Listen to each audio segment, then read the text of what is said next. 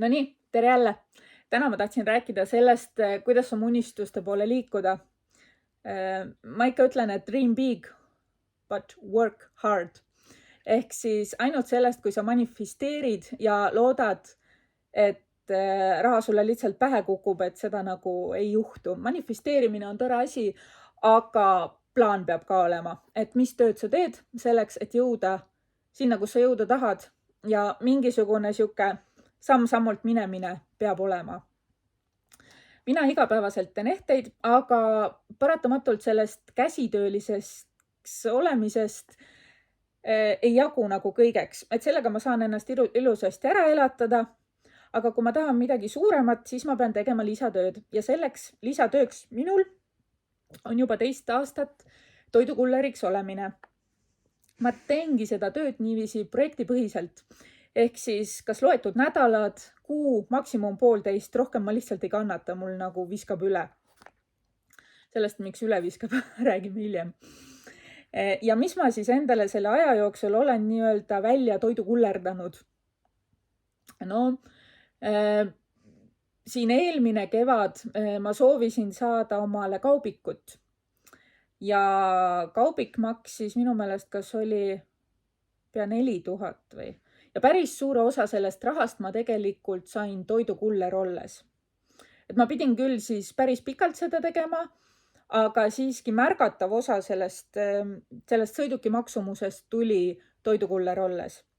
Ma olen ka varem endale reise välja nii-öelda sõitnud. Et eelmisel sügisel siis tegelikult ka mõned reisid veel, mis on just niiviisi, et on tulnud mõte, et tahaks minna, aga nagu raha ei jagu ja siis sõidadki toidukullerit, ma ei tea, nädal või 2 ja siis üldiselt on reisiraha koos, sellise nädalase reisiraha. Et nii see minul käib ja nüüd, kuna ma tahan aprillis uuesti reisile minna, siis see raha peab kuskilt tulema, tänu sellele ma siis märtsis teen toidukulleri tööd. Mida on vaja selleks, et toidukulleriks hakata? Sellest räägiks nüüd siis ka. Alustuseks on vaja natukene füüsilist vormi, sellepärast, et päevas kõnnib ikka oma 10 000 sammu täis, mõnikord ka rohkem. Ja lisaks tuleb võtta 5. korruseid jalgsi koos kotiga, kus teinekord võtame näiteks 10 kilo toidukraami, sellepärast, et toidukullerid ei too mitte ainult pitsasid ja mäkki, vaid nad toovad ka toidupoest asju.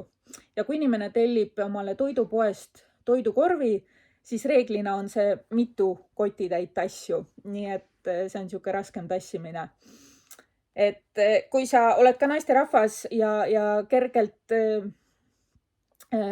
ümmargune, siis võib-olla praegu on õige aeg just alustada selle tööga, et saab suveks vormi. Ma tean, ma räägin iseendast või vähemasti see on see dream big, on ju. Et füüsiline vorm algselt võiks midagi olla, aga see kindlasti tuleb kasuks ja siukse igapäevase, ma arvan, et igapäevase trenni saab selle tööga kohe kindlasti tehtud. Eriti need, kes teevad seda tööd jalgrattaga. Mina teen seda autoga. Ma ütleksin, et nõudmised autole minu silmis on see, et auto oleks pisike, et auto oleks odav, et auto võtaks vähe kütust. Pisike sellepärast, et on hea parkida. Odav sellepärast, et seda autot lihtsalt retsitakse seda tööd tehes nii palju, et ei ole mõtet mingi kalli asjaga lihtsalt sõita. Kas või alustame sellest, et mina teen igapäevaselt umbes 25 tellimust, mõnikord natuke vähem, teinekord natuke rohkem. Mis see 25 tähendab? See tähendab, et ma sisenen autosse ja autost välja põhimõtteliselt auto ust ma liigutan vähemalt 50 korda. Edasi mõelge ise, on ju, kõik need käiguvahetamised, kõik need pidurdamised, ehk siis kõike kulub nagu oluliselt rohkem. Seal hulgas ka, kui ma varem tegin autole hooldust 1 kord aastas, õlid ja filtrid ja muu taoline, siis nüüd teen ma seda 2 korda. Et eks see ka natukene näitab. Ja teine asi siis, et ta võiks võtta ka vähe kütust, sest kuna läbib päris palju kilomeetreid, siis see maksab ja kuna selle töö eest tegelikult väga palju raha ei anta, siis kulud ja tulud võiksid olla enam-vähem kuidagi balanssis. Viimati ma tegin toidukulleri tööd tegelikult sügisel ja oktoobris. Ja nüüd siis ma alustasin uuesti märtsis. Ja vahepeal on juhtunud muidugi vahe. Boltil on hästi omane see, et tema kogu aeg muudab omal neid tingimusi, et kui palju kuller saab.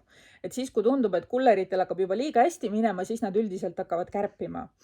Ja kui varem, ehk siis kuni praeguseni, varasem siis ligemale 2 aastat, kui ma seda tööd olen teinud, siis minu jaoks oli niiviisi, et ma seadsin endale päevas eesmärgi, et ma sõidan välja 100 eurot või vähemalt sinna lähedale. Ja see oligi, et ma pidin tegema mingisugune 25 tellimuse kanti.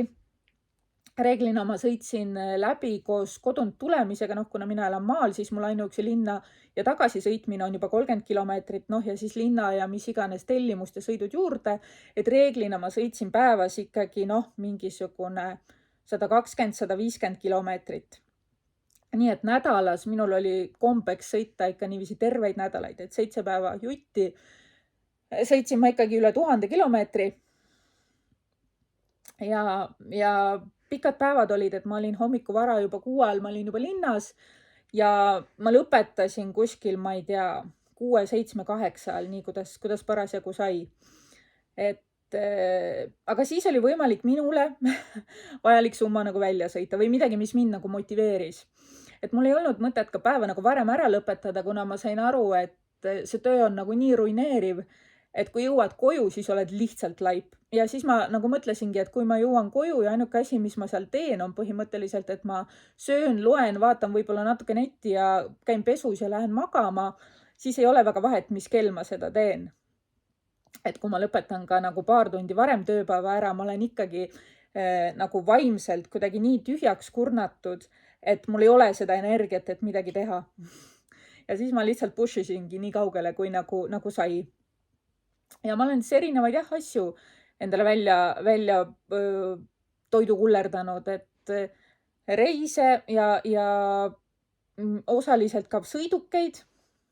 Mitte täies mahus, aga siiski olulisel määral on sõiduki mingisugune eelarve tulnud toidukulleri tööst, aga samas minu sõidukid on ka odavad olnud, nii et see võib-olla ei ole siuke suur näitaja. Aga asja mõte on see, et oli võimalik varasemalt, et kui pingutasid, siis oli võimalik päevas 100 eurot välja sõita. Sealt muidugi kütus maha on ju, et siis mis kätte jäi, ja maksudega igaüks teeb nii, kuidas ta oskab. Varem oli ka see, et toidukulleri raha tuli otse erakontole, nüüd ta läheb ettevõtte kontole, mis tähendab, et tuleb ka ilusasti makse maksta. Aga mis siis muutunud on, millest ma tegelikult tahtsin rääkida, muutunud on see, et kui varasemalt oli võimalik päevas 100 eurot välja sõita ja mina sõitsin Bolti toona ja siis öeldi, et need, kes Bolti sõidavad, et need sõidavad 150-200 välja. Ja mina mõtlesin, vau. Ja mis siis nüüd juhtunud on, et nüüd, kui ma märtsis uuesti alustasin, siis ma avastasin, et Bolt on igasuguseid tasusid täiega kärpinud, et põhimõtteliselt keskmine tasu on 3-3.50, aga pigem 3 Tartu linnas. Ja kuna ma aeg-ajalt sõidan ka Bolti, siis mul on kohe see paralleel olemas, et Boltil see tasu on ikkagi 4 eurot, kas natukene alla, aga pigem peale. Ehk siis vahe on päris suur, et laias laastus on see vahe mina ütleksin, et euro Boltil ja Boltil. Aga mis on juhtunud? Juhtunud on see, et meil on ikkagi majanduslangus ja see majanduslangus annab tunda ka toidukulleri töös, et enam tegelikult nii palju tellimusi ei ole. Et võib-olla on tõesti kullereid meeletult juurde tulnud, aga ma ei usu väga sellesse, sellepärast, et jalgrattureid veel eriti ei ole, vaadates, et meil õues on ikkagi siuke lumesopp ja ka jää, siis tegelikult jalgrattureid ei ole, mis tähendab, et juba kullereid on vähem, kuna suur ports kullereid on ära. Et pigem mina panustaks ikkagi sellele, et inimesed lihtsalt tellivad vähem, kuna kas siis on sissetulekud vähenenud või siis lihtsalt ollakse igaks juhuks kokkuhoidlik.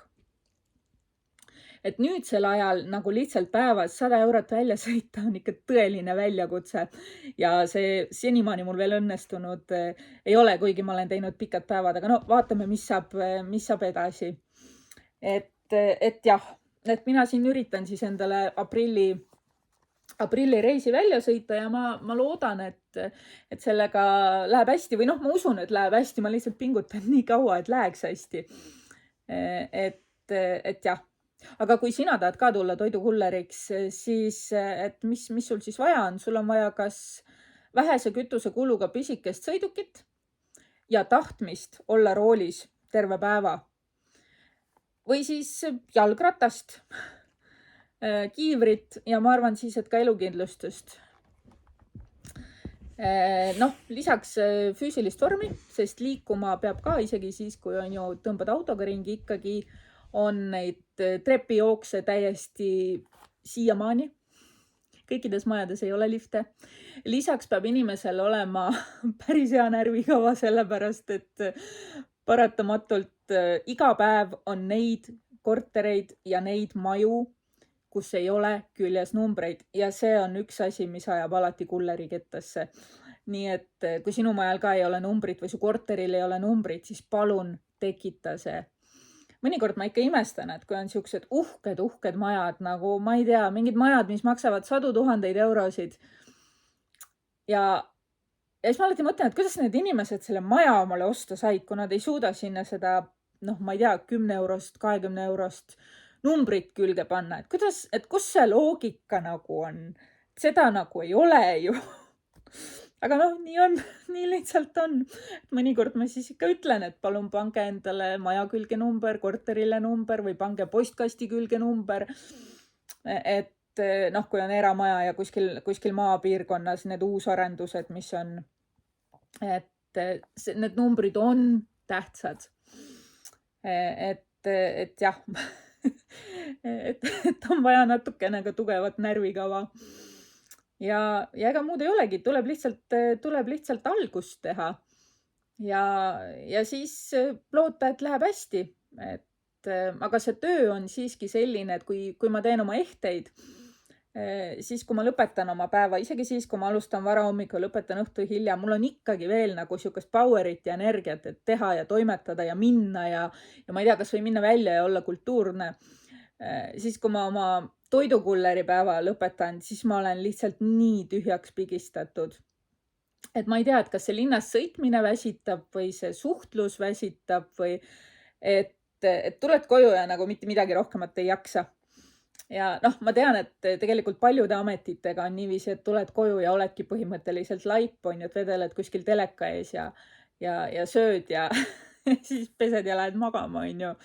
Et ma olen õnnelik, et mul on see siuke valikuline, et tahan teen, tahan ei tee. Lihtsalt siis, kui tahab mingeid unistusi täita, siis unistuste täitmiseks on vaja paratamatult tänapäeval väga sageli mingisugust materiaalset toetust. Ja selle nimel lihtsalt tuleb teha rohkem tööd või tuleb teha lisatööd, et ainult manifesteerimisest paratamatult ei piisa.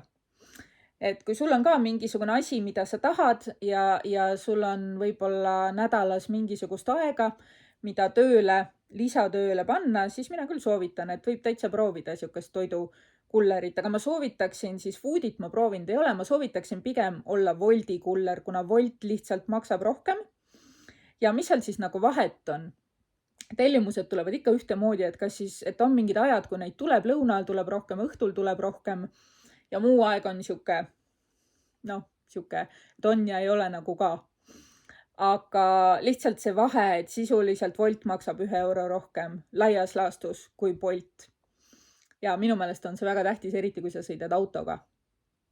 Lisaks see, kui makstakse rohkem, teeb selle töö tegemise oluliselt meeldivamaks.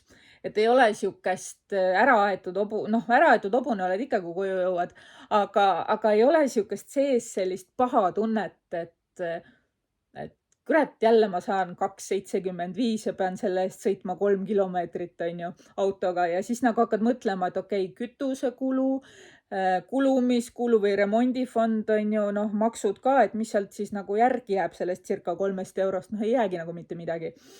Et tegelikult peaks need kulleritasud olema oluliselt kõrgemad ja ma olen täitsa kindel, et inimesed, kes tahavad tellida toitu, nad ikkagi telliksid. et vaevalt selle kulleri tasu pärast nüüd nagu tellimata jääb ja kliendil on ka alati toredam tegelikult, kui talle tuleb ukse taha rõõmus kuller, mitte kuller, kes saab 2,75 selle eest, et ta tassib 15 kilogrammi toidukraami 5. korrusele. et jah, asjad peavad olema proportsioonis. Mõlemas toidukulleri firmas on tegelikult ka see võimalus, et see, kes tellib toitu, saab anda tippi. Ja kui sa elad 5. korrusel ja su majas ei ole lifti ja sa tellid hunniku asju, siis lihtsalt anna see tipp. Selle saab anda mobiilmaksena või kohe seal selles samas süsteemis. Et ole inimene, eks ju. Et restorani me ju jätame, on ju, mingisuguse tipi, aga kulleri töö on täpselt samamoodi, et kui inimene ikkagi, et see võib olla meie nagu töö, aga natukene tuleb juurde ka mõelda, et mida sa sellelt inimeselt nagu tegelikult ootad. Et kõik inimesed, kes seda tööd teevad, ei ole 20-ndates heas füüsilises vormis noormehed. Et päris palju on ka täitsa keskealisi inimesi või ka vanemaid inimesi, et aina enam ma näen tegelikult vanemaid inimesi. Samas ikkagi rohkem on meesterahvaid kui naisterahvaid ja ikkagi nooremapoolseid meesterahvaid on selle töö peal rohkem. Et jah, et tipi jätmine ei ole üldse mingi paha asi ja seda võib täitsa anda ka kullerile, kui sa soovid, et ega kuller toob sulle ikka toidu ukse taha, ära muretse, on ju, ka jätad tipi või jäta, aga mõned situatsioonid on, kus nagu võiks. Ma mõtlen, et kas oli veel midagi, et miks see töö nagu tore on? No tore on see selles mõttes, et Wolt maksab 2 korda kuus ja Bolt maksab iga nädal esmaspäeval. See on väga tore, et kui mõned inimesed ei suuda nagu kuu lõpuni oma palkadega välja tulla, siis neile on see abiks. Või siis, kui tead, et ma tahaks nädala pärast saada seda summat, aga ma ei tea, kust seda saada, siis võib-olla abiks see, et sõidad lihtsalt selle summa nagu välja loetud päevadega ja ongi nagu korras. Et pingutad mõned päevad ja ongi korras. See siis on mingid, ma ei tea, loetud 100 eurod, on ju. Et see nagu tegelikult on tore ja ma arvan, et see on ka põhjus, miks seda tööd nagu tehakse. Et kui võib-olla saaks 1 kord kuus palka, ma ei tea, kas siis inimesed teeksid seda tööd. Teine asi, mis mulle väga meeldib, on see, et ma näen uusi linnaosasid ja uusi kohtasid. Et Tartus ja Tartu ümbruses on nii palju uusi arendusi, millest mul ei olnud halli aimugi. Et erinevad kortermajad, erinevad ridaelamu piirkonnad, mingid kohad, kus on täiesti siuksed paradiisilikud nagu salakohad linnas, millest ei olnud absoluutselt nagu aimugi. Et mina elasin Tartus päris pikalt kogu oma tudengiaja ja siis veel peale, nii et ma ütleksin, et ligemale 20 aastat. Aga mul oli kogu aeg üks ja sama trajektoor, et umbes nagu ülikool, kodu, siis see vanalinn, mingisugune, ma ei tea, kino, kohvik, toidupood, et niisama kuskile lambist, ei lähe ju, on ju, et tänu sellele tööle ma olen avastanud nii palju ägedaid kohtasid Tartu linnas, et see on lihtsalt super. Et jah, muidugi uusarenduste kohta, eriti need, kus on need paneelmajad või kortermajad, võiks öelda, et see numbrite ja tähtede süsteem, mis seal on, see on täiesti ajuvaba, seal ei ole mitte mingisugust loogikat. Et kui vanasti tehti majad, siis nad pandi kuidagimoodi ritta ja numbrid või tähed läksid ka kuidagi järjest.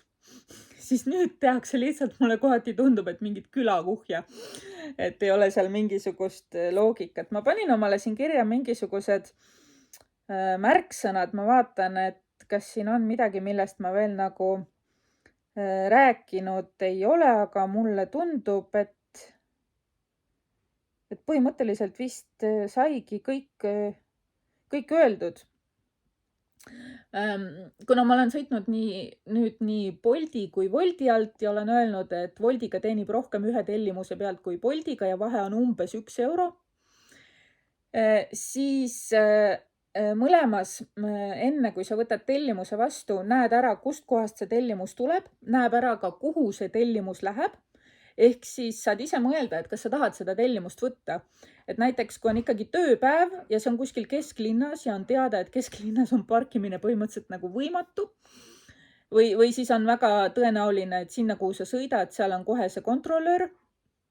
Noh, näiteks Reval Cafe kesklinnas Riia tänaval on üks koht, kuhu mina mitte kunagi ei lähe, kuna seal ei ole mitte kusagil parkida. Sama lugu on veel näiteks ülikooli mingisuguste kohtadega, kuhu mina kunagi ei lähe, sest ei ole mitte kuhugile parkida. Või siis on need kontrolörid, need on nagu hagijad.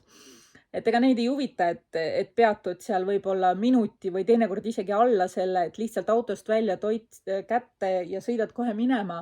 Nemad teevad ikka oma trahvi ära, et neil ei ole, nendega pole isegi mõtet mitte midagi arutada, sest mina arvan, et sellega on niiviisi, et need parkimiskontrolörid saavad mingisugust palgalisa sellest, et nad teevad trahvisid ja sellepärast nad ongi nii ebainimlikud ja sellepärast nad ei annagi mitte kunagi järgi. Et on mingid kohad, kuhu kullerid osaliselt mõned, näiteks nagu mina, lihtsalt ei sõida, sest ma tean, et mul on seal problemaatiline olla. Ja siis ma lükkan tellimuse ära, võtan järgmise. Ehk siis näeb ära selle, kust toit peale võtta, kuhu see viia ja siis, kui palju sa selle sõidu eest raha saad, selle näeb ka kohe ära, et selles mõttes saad ise valida. Kui Boltil lükkad neid tellimusi ära, siis sellega on niiviisi, et seal saab mingi arvu tellimusi saab ära lükata põhjendusega. Ma ei tea, kas oli 5 tükki nädalas või. Kui lükkad ära ilma põhjenduseta, seal on siuke põhjenduste nimekiri, et noh, et näiteks pikk ooteaeg või ei saa parkida või vajad pausi või no mida iganes, seal on ligemale 10 siukest tilulilu põhjust. Aga kui lükkad niisama ära, ehk siis sa oled need nädala põhjused ära kaotanud, siis hakkab minema alla sinu vastuvõtuprotsent ja mina arvan, et see vastuvõtuprotsent ja see, kuidas sa saad tellimusi, on omavahel suhtes. Ehk siis, kui see protsent käib alla, siis tellimused hakkavad tulema sinuni aeglasemalt või tulevad kehvemad tellimused või mulle tundub, et seal on nagu mingisugune seos. Woltil sellist asja ei ole, et Wolt nii-öelda ei karista kullerit. Et Wolt on ikka igas mõttes nagu kullerile palju inimsõbralikum tööandja, kui on seda Bolt. Aga noh, nii lihtsalt on. Nii, kas oli veel midagi? Hästi palju saab sõidupraktikat. Et kindlasti muutute paremaks autojuhiks, kindlasti jah, ja julgemaks autojuhiks ka, et hakkad märkama nagu igasugu asju, kas või parkimiskohtasi kuidagi nagu niiviisi, siia ma mahun, siia ma saan minna, et varem oli niiviisi, et ma märkasin neid siis, kui ma juba möödas olin. Et jah, reageerid asjadele kiiremini. Et mingid asjad lähevad kuidagi nagu paremaks ja tegelikult tekib ka siuke nagu noh, et kui midagi juhtub, siis on nagu rahu. Et ei teki siukest, ma ei tea, liiklusraevu või mitte, et mul seda kunagi olnud oleks, aga teinekord on ikka nii, et pahaned ära, on ju, kui keegi lõikab ees suuna liiga hilja sisse ja siis tahab kohe nina alt kuskile keerata, aga sina tuled seal, ma ei tea, 45-ga tal kohe sabas. Et ega siis ei ole ju väga õnnelik, on ju. Et siukseid asju olen mina ka hakanud võtma palju nagu tuimemalt. Et jah. Et saab näha linna, saab teha trenni, saab kõvasti sõidupraktikat ja kui usin oled, siis saad piisavalt raha ka, et enda unistused täide viia. Aitüma, et selle tulid siia vaatama ja nüüd sa siis tead, kuidas mina sebin omale tööd ja raha järgmiseks reisiks. Ma loodan, et kõik läheb nii nagu vaja ja aprilli alguses mul õnnestub jälle minna kuskile soojemasse kohta, sest tundub, et siin see lumi ja jant nagu kestab veel edasi, sest järgmine nädal on miinused ja külm ja siis, mis sealt edasi läheb, kes seda teab, et igatahes sulamise ja kevade hõnguni läheb veel aega, äkki aprillis. Nii et olge tublid ja unistage suurelt ja töötage oma unistuste nimel, et ärge lükake neid nagu niiviisi edasi, vahet ei ole, mis unistus see on, et ega see ei pea olema reis, on ju, see võib olla mis iganes, see võib olla mingi materiaalne asi, see võib olla mingi asi, millest te tahate ise paremaks saada.